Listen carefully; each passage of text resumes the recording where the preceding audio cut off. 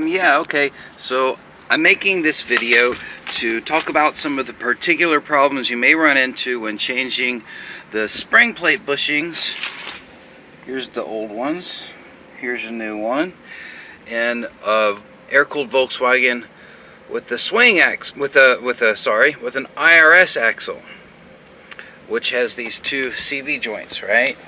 There's some good videos on YouTube about how to change the spring plate bushings and air-cooled Volkswagens with swing axles, but I haven't seen any about how to change it with the IRS transmission, and it's a little bit different because there's a couple things you might run into with problems.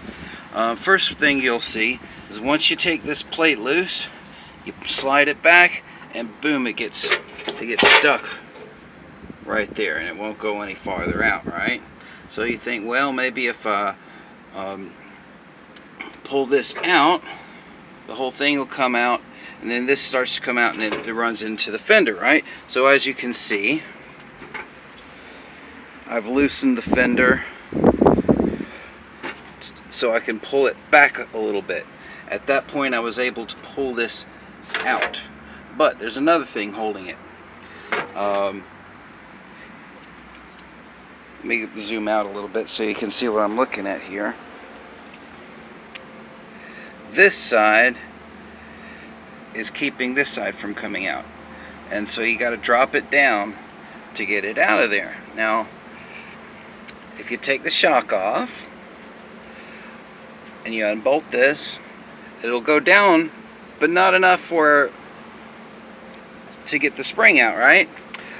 So you got to take the CV boot off. I looked and I found one video on YouTube about this, and the guy had actually taken a Dremel tool and cut out a slice of this to get it, or probably on the other side, to get it over this. You don't have to do that. You can just remove the CV joint here.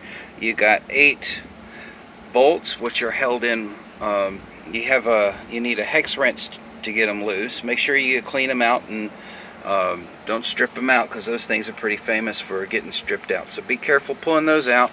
If you've never taken a CV joint off before, make sure that you don't let the ball bearings fall out. It's going to be full of grease that you want to keep clean.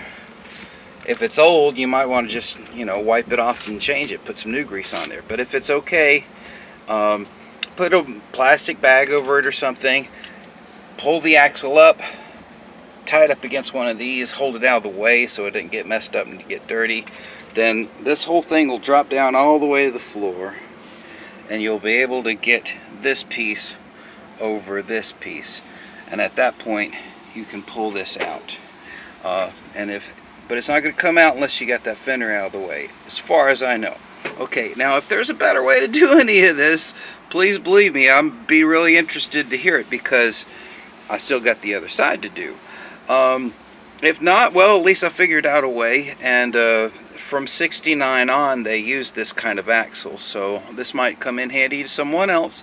So good luck with your bug or thing or Gia or whatever you got. Peace out.